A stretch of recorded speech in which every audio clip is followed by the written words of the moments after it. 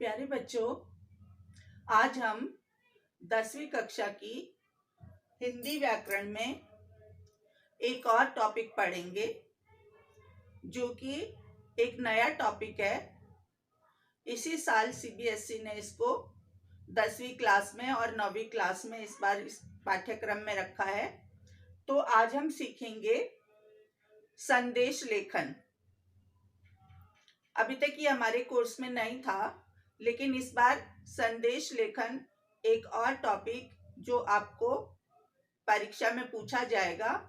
तो हम देखते हैं कि इसको कैसे लिखेंगे। पहले तो हम ये जान लें कि संदेश का अर्थ क्या होता है।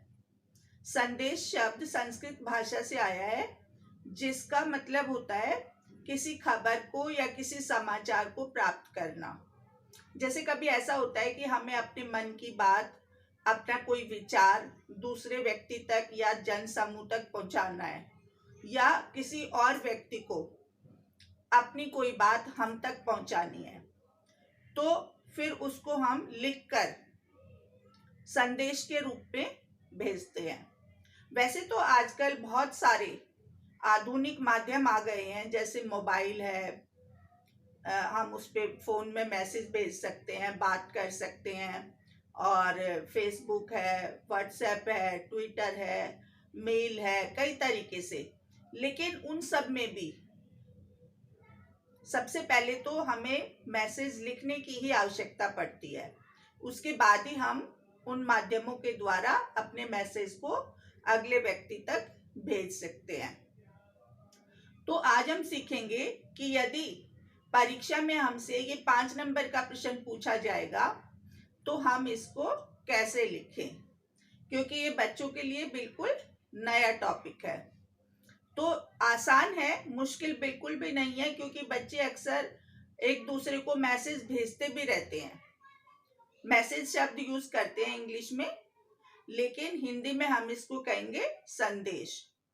तो मैसेज वैसे तो आप भेजते रहते हैं, लेकिन उसको सही ढंग से लिखने का एक तरीका क्या है, उसका फॉर्मेट क्या है, उसको हम कैसे लिखेंगे। जब आप वैसे ही मैसेज भेजते हैं तो आप सीधा सीधा अपनी बात को लिखकर भेज देते हैं। मैसेज वो भी होता है, लेकिन एक मैसेज का जो सही तरीका है, उसको किस तरीके से परीक्षा में लिखा जाए, वो हम आज यहाँ पर सीखेंगे। तो सबसे पहले मैंने आपको बताया कि संदेश होता क्या है। अब संदेश जो है वो कई प्रकार के होते हैं। जैसे मैंने यहाँ पर बताया कि शुभकामना संदेश हो सकता है, जैसे हम किसी का जन्मदिन है, विवाह की वर्षगांठ है, या किसी ने बहुत सफलता प्राप्त की है किसी प्रतियोगिता में, या किसी की नौकरी में उन्नति हो गई है, तो इस तरीके के अवसरों पर हम उनको शुभकामना संदेश भेजते हैं। फिर एक दूसरी तरीके का संदेश है बधाई संदेश। जैसे हमारे त्योहार आते हैं, विभिन्न पर्व हैं, हमारे राष्ट्रीय पर्व हैं, उन पर जो हम संदेश भेजते हैं उनको हम कहते हैं बधाई संदेश। और एक तीसरी प्रकार के संदेश हैं जो विशेष अवसरों पर भेजे जाते हैं। जैसे कि कोई विशेष अवसर आ गया, मान लो महिला दिवस आ गया, या फिर हिंदी दिवस आ गया, या फिर हमारे राष्ट्रीय पर्व आ गए, विशेष अवसर। इनमें कोई शौक संदेश भी हो सकते हैं, किसी के कोई घर में कोई दुखद समाचार हो गया, या किसी के घर में कोई धार्मिक पूजा पाठ का प्रोग्राम है उसका। तो इस तरीके से विशेष अवसरों पर भेजे जाने वाले जो संदेश हैं वो भी होते हैं। वो व्यक्तिगत भी हो सकते हैं और वो सार्वजनिक भी हो सकते हैं। तो दोनों तरीके के हो सकते हैं, लेकिन इसको हम दो भागों में बांट सकते हैं, औपचारिक और अनौपचारिक। औपचारिक संदेशों में तो हम कहेंगे कि जैसे किसी कार्यालय से संबंधित किसी अधिकारी को कोई मैसेज देना है, कोई संदेश देना है, या अपने किसी कर्मचारी को देना है, या किसी जनसभा को देना है, या सभी लोगों को सार्वजनिक रूप से देना है, वो हो जाएंगे औपचारिक। और उनकी भाषा भी थोड़ी अनौपचारिक संदेशों से थोड़ी सी अच्छी होगी। और ये जो होंगे अनौपचारिक संदेश, ये होंगे जैसे हम अपने प्रिय लोगों को, अपने घर परिवार के लोगों को, अपने मित्रों को, अपने संबंधी गणों को देंगे। इनको हम कहेंगे अनौपचारिक संदेश। बात ये नहीं है कि संदेश कितने प्रकार के होते हैं, हमें परीक्षा में ये पता होना चाहिए कि जो क्वेश्चन हमें आया है उसको हम किस तरीके से लिखेंगे। लेकिन ये एक जानकारी थोड़ी इसके बारे में आपको मैंने शुरू में बताई। अब हम देखते हैं कि इसको लिखेंगे कैसे और इसको लिखते वक्त किन किन बातों का ध्यान रखेंगे।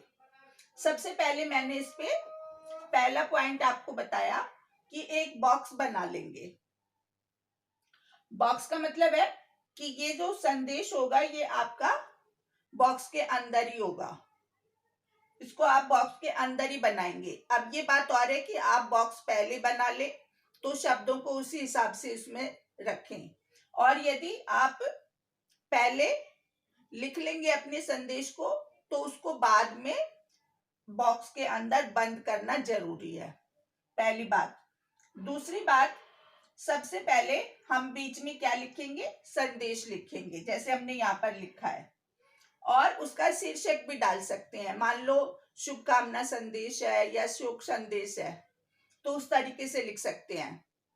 और तीसरा पॉइंट है बाईं ओर, यानी कि हमारे इधर लेफ्ट हैंड साइड में हम लिखेंगे दिनांक। ठीक है, हमने यहाँ पर दिनांक लिख दिया कि वो संदेश हम कौन सी तारीख को लिख रहे हैं। उसके बाद हम उसके नीचे समय लिख सकते हैं, और हम दाईं ओर भी लिख सकते हैं समय। समय इसलिए लिखा जाता है कि वो संदेश कब लिखा गया, किस समय लिखा गया। तो जो हमारे निजी होते हैं संदेश, उनमें हम समय लिखते हैं, और जो सार्वजनिक होते हैं उनमें हम कई बार समय नहीं भी लिखते। और ये समय आप दाहिनी ओर भी लिख सकते हैं और ठीक दिनांक के नीचे भी लिख सकते हैं। उसके बाद होता है कि हम जिसको संदेश लिख रहे हैं उसके लिए वो जगह आ जाएगी। दिनांक के नीचे हम लिखेंगे संबोधन, ये चौथा पॉइंट हो जाएगा। जैसे हमने दिनांक लिख दिया, उसके बाद हम लिखेंगे संबोधन, कि हम किसको लिख रहे हैं वो संदेश, वो हम संबोधन कहेंगे, जैसे मैं अभी आपको आगे समझाऊंगी। और अंत में हम बाईं ओर लिखेंगे कि संदेश लिखने वाला कौन है।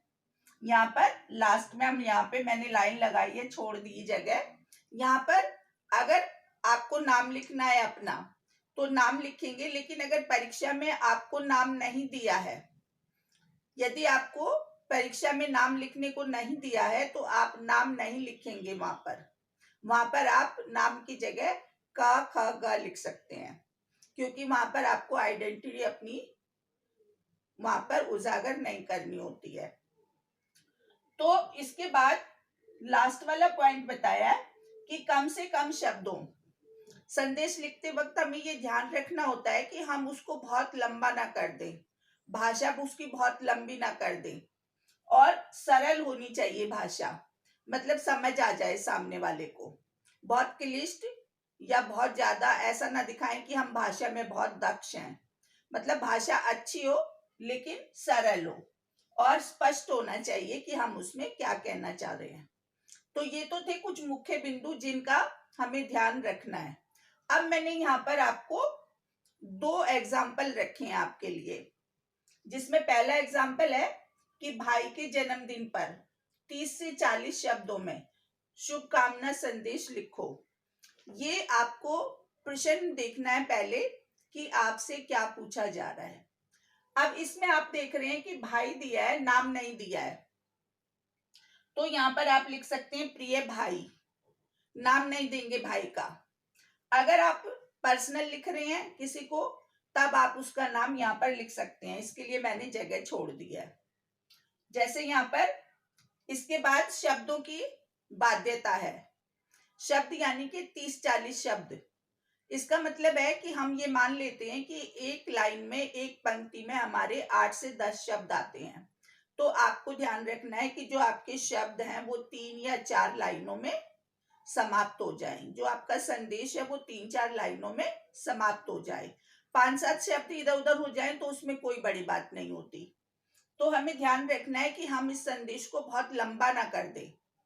तो उसके बाद जब हम संदेश लिखेंगे तो उसको हम या 3 या 4 पंक्तियों में समाप्त कर देंगे, यानी संक्षिप्त होना चाहिए संदेश, संदेश का मतलब यानी कि छोटा हो, बहुत सारी बातें उसमें नहीं लिखनी होती।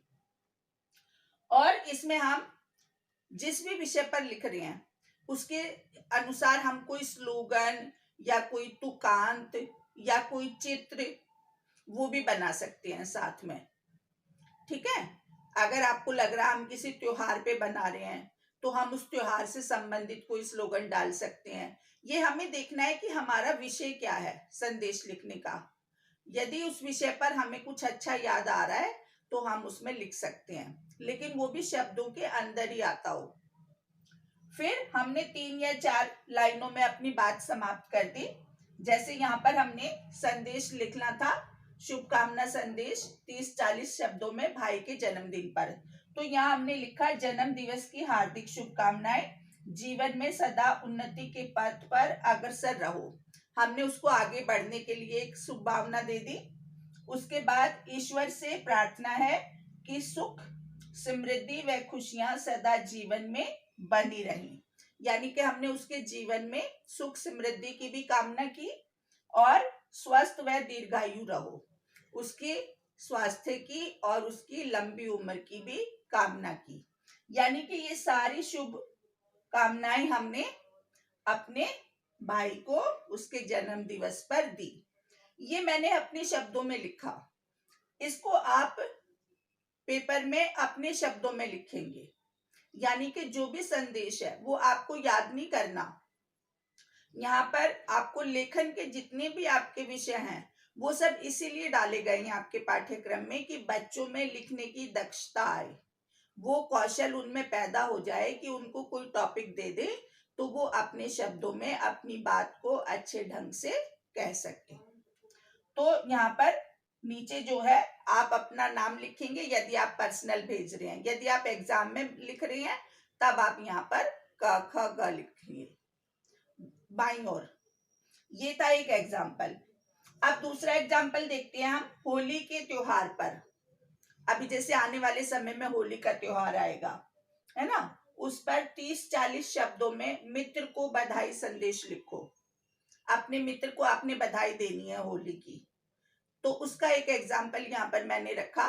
आपको किसी और त्योहार पे आ सकता है तो आपकी भाषा फिर उस त्योहार के हिसाब से होनी चाहिए। जैसे सबसे पहले हमने सेंटर में लिख दिया संदेश, उसके बाद हमने तारीख डाल दी। अब क्योंकि हमने समय नहीं लिखा इसमें, हम इसमें समय ना भी लिखे त्योहारों पर। और फिर उसके बाद हमने लिखा प्रिय मित्र। अब यहाँ पर प्रिय मित्र का आप नाम लिख सकते हैं, जगह छोड़ी हुई है, लेकिन अपना नाम नीचे नहीं लिखना होता, वो भी परीक्षा में। अगर आप परीक्षा में लिख रहे हैं, परीक्षा में आप दिनांक जो है जिस दिन आपकी परीक्षा हो रही है वो दिनांक भी डाल सकते हैं। उसके बाद होली का संदेश है इसलिए यहाँ पर हमने एक स्लोगन डाल दिया।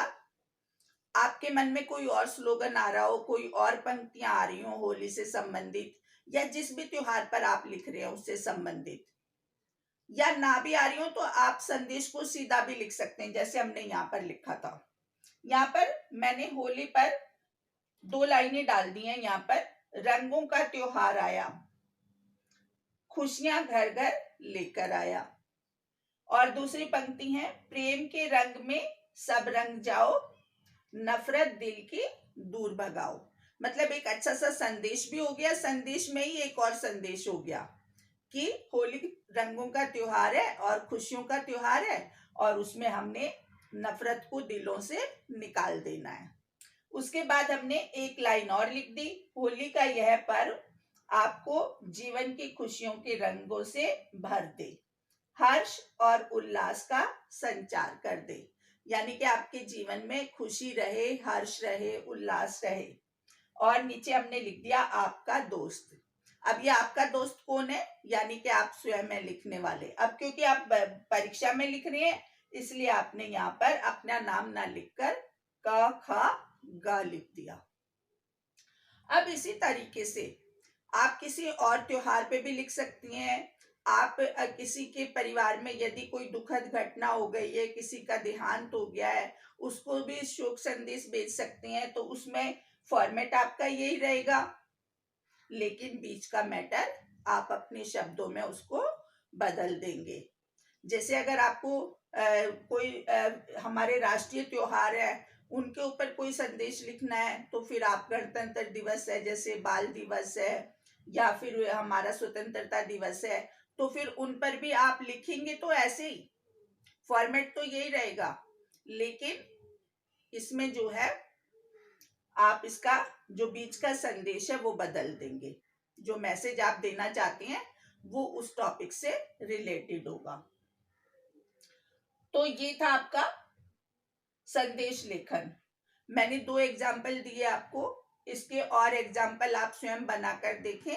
बस इसमें ध्यान ये रखना है कि हमने इसमें बहुत लंबी चौड़ी बात नहीं कहनी। आप इसमें रंगों का प्रयोग भी कर सकते हैं। जैसे अगर आपने इधर ये समय लिखा है, अगर आप इस समय को इधर लिख दें तो आपके पास ये जगह बच जाती है। यहाँ पर आप उस विषय से संबंधित कोई छोटा सा चित्र बना सकते हैं, है ना। और इधर जो है आपके पास जगह पहले से बची हुई है, आप उसमें कुछ से बना सकते हैं, होली से संबंधित रंगों का कुछ बना सकते हैं, पिचकारी गुब्बारे कुछ बना सकते हैं, रंगों को फैला सकते हैं। यानी कि ये आपका सृजनात्मक वर्क है। आपकी अपनी सृजन शक्ति के आधार पर, अपनी शब्दों की शक्ति के आधार पर आपको ये लेखन तैयार करना है संदेश का। कहने का मतलब है कि आपने इसको रटना, तो रटने वाली इसमें कोई चीज नहीं है। आपने बस ये ध्यान रखना है कि शब्दों का ध्यान रखना है, किसको लिखना है उसका ध्यान रखना है, और इसका फॉर्मेट ये होना चाहिए। आप इसको बॉक्स में बाद में भी बंद कर सकते हैं और पहले भी बंद कर सकते हैं। बॉक्स में जरूर बंद करना है। और पत्र की तरह इसमें कुशलता, ये वो फालतू की बातें नहीं लिखनी है। सीधा सीधा इसमें संदेश लिखा जाएगा। बहुत आसान टॉपिक है, बच्चे इसको जानते हैं, लिखना भी जानते हैं, मैसेज भेजते भी हैं एक दूसरे को। सिर्फ इसको हमें एक अपनी परीक्षा के आधार पर तैयार करना है और क्वेश्चन के आधार पर उसको उस टॉपिक में बांधना है। आशा करती हूँ आज का ये टॉपिक आपको समझ आया होगा। यदि आप कुछ और जानना चाहते हैं तो मुझसे जरूर पूछें। Thank you.